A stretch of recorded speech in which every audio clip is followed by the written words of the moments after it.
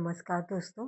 आज हम बात करेंगे धर्मवीर भारती की एक अमूल्य कृति गुनाहों का देवता के बारे में। ये उपन्यास हिंदी साहित्य का एक अनमोल रत्न है, जिसे पढ़कर पाठक न केवल एक कहानी से जुड़ते हैं बल्कि मानव की गहराई और जटिलताओं को भी समझते हैं। ये किताब पहली बार 1949 में प्रकाशित हुई और तब से यह हिंदी साहित्य में युवा प्रेम, नैतिक द्वंद्व और मानवीय संवेदनाओं का प्रतीक बन चुकी है। गुनाहों का देवता एक युवा प्रेम कहानी है, लेकिन ये सिर्फ प्रेम तक सीमित नहीं। ये मानव मन की जटिलताएं, नैतिक संघर्ष, सामाजिक दबाव और व्यक्तिगत जिम्मेदारियां कहानी भी है। कहानी का केंद्र है चंद्रशेखर और कुमुद का प्रेम। चंद्रशेखर एक संवेदनशील, गंभीर और विचारशील युवक है और कुमुद उसकी गहरी मित्र और प्रेमिका, जो अपने समय की सामाजिक मर्यादाओं और अपेक्षाओं के बीच फंसी है। ये कहानी उस भावनाओं, निर्णय और संघर्ष के इर्द उर्द घूमती है जो युवा जीवन, प्रेम और नैतिक जिम्मेदारियां में उत्पन्न होते हैं। कहानी के पात्र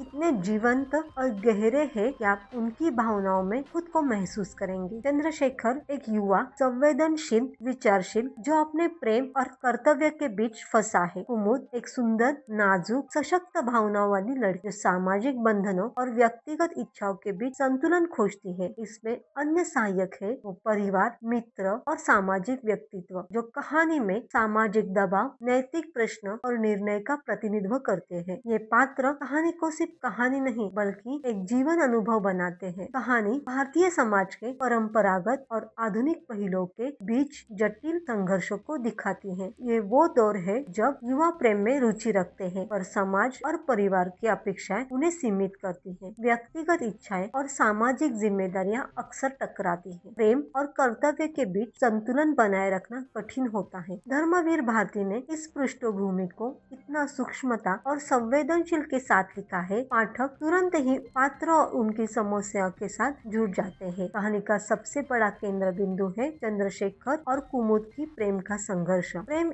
एक और है, लेकिन समाज की मान्यताएं, परिवार की अपेक्षाएं और जिम्मेदारियां दूसरी ओर। चंद्रशेखर अपने प्रेम में पूरी तरह समर्पित है, लेकिन उसे ये भी एहसास है कि हर निर्णय का परिणाम उसके और कुमुद के जीवन पर असर डालेगा। ये उपन्यास हमें ये सिखाता है कि प्रेम सिर्फ भावनाओं का नाम नहीं, यह कर्तव्य, सम्मान और नैतिकता का भी खेल है। कहानी में समाज का दबाव और पारिवारिक जिम्मेदारियां प्रमुख भूमिका निभाती हैं। युवा प्रेम को अक्सर समाज नकारात्मक दृष्टि से देखता है। परंपरा और मर्यादाएं कभी कभी व्यक्ति के मनोबल और निर्णयों पर प्रभाव डालती है। ये दिखाता है कि समाज, परिवार और सांस्कृतिक मान्यताएं जीवन में प्रेम और व्यक्तिगत निर्णय को अपनी गहराई से प्रभावित करती है। कहानी का दिल है चंद्रशेखर का आंतरिक संघर्ष, प्रेम और नैतिक जिम्मेदारियां, व्यक्तिगत इच्छाएं और सामाजिक अपेक्षाएं, सच्चाई और आदर्श। ये संघर्ष पाठकों को ये सोचने पर मजबूर करता है कि क्या प्रेम में केवल खुशी है या उसके साथ जिम्मेदारियां और त्याग भी जुड़े हैं। धर्मवीर भारती ने इतनी संवेदनशील से लिखा है कि आप चंद्रशेखर के मन की हर भावना महसूस कर सकते हैं। कुमुद भी केवल प्रेमिका नहीं बल्कि सशक्त और संवेदनशील पात्र है।